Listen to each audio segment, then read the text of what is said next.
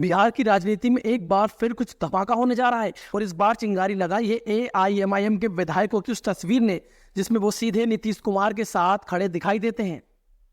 ये तस्वीर सामने आते ही बीजेपी की टेंशन बढ़ जाती है, क्योंकि ये वही 5 विधायक हैं जिनके बारे में असदुद्दीन ओवैसी ने कहा था कि अगर नीतीश कुमार सीमांचल का विकास करते हैं तो एआईएमआईएम उन्हें सीधा समर्थन देने को तैयार है। और जैसे ही ओवैसी का ये बयान आता है, बीजेपी को लग गया था कि बिहार की राजनीति में कुछ बड़ा होने वाला है। इसी वजह से बीजेपी लगातार इन 5 विधायकों की काट ढूंढ रही थी, उन्हें रोकने की कोशिश कर रही थी और उन्हें कहीं ना कहीं अपने पक्ष में करने के लिए हर तरह की प्लानिंग कर रही थी। क्योंकि बीजेपी जानती है अगर एआईएमआईएम के 5 विधायक नीतीश कुमार के साथ चले जाते हैं तो जेडीयू और बीजेपी के बीच जो 4 विधायकों का गैप है वो लगभग खत्म हो जाएगा। और यही गैप बीजेपी की सबसे बड़ी ताकत है। इसी के दम पर वो बार बार नीतीश कुमार पर दबाव बनाती है। लेकिन नीतीश कुमार के साथ एआईएमआईएम की ये मुलाकात बताती ही है कि ये गैप कहीं ना कहीं भरने जा रहा है। बीजेपी ने पिछले कई दिनों से अलग अलग पार्टियों के विधायकों पर भी डोरे डालने की कोशिश की है। कभी बीएसपी, कभी वीआईपी, तो कभी कांग्रेस के विधायक और कभी एआईएमआईएम के विधायकों को भी तोड़ने की कोशिश की है। उसी रणनीति के तहत सम्राट चौधरी ने एआईएमआईएम के 2 विधायकों अख्तरुल ईमान और सरवर आलम से मुलाकात की थी। बीजेपी को लगा था कि शायद यह मुलाकात नीतीश कुमार के खिलाफ मोर्चा खोल देगी, लेकिन हुआ इसका एकदम उलट।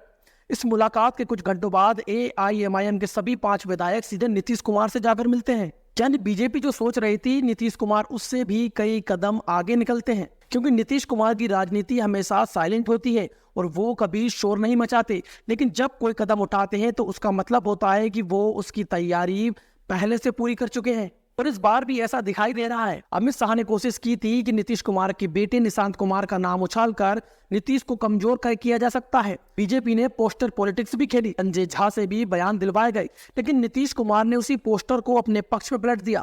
पटना में जेडीयू दफ्तर के बाहर निशांत कुमार के समर्थन में लगाए गए पोस्टर स्पष्ट संकेत दे रहे थे कि नीतीश कुमार हर कदम देख रहे थे और समय आने पर उसे अपने हिसाब से वो मोड़ भी देंगे। एआईएमआईएम के 5 विधायकों की मुलाकात के बाद एक और बड़ा बयान सामने आता है।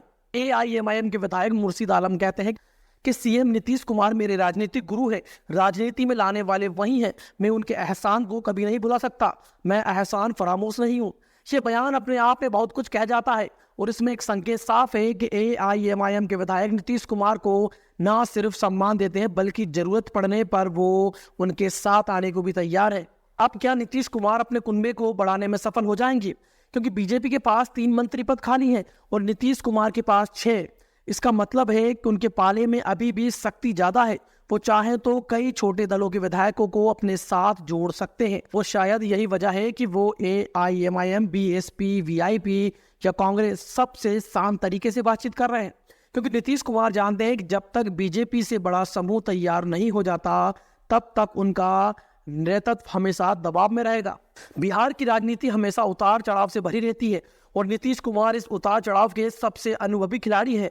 अभी जो हो रहा है वो सीधा इशारा करता है कि नीतीश कुमार गेम में है, गेम समझते हैं और गेम चलाना भी जानते हैं। एआईएमआईएम के 5 विधायक उनके साथ खड़े हैं, उनकी तस्वीरें मुस्कुरा रही है और बीजेपी की चिंता बढ़ चुकी है। अब देखना ये होगा कि आने वाले दिनों में ये मुलाकात बिहार की राजनीति में कितना बड़ा बदलाव लाती है।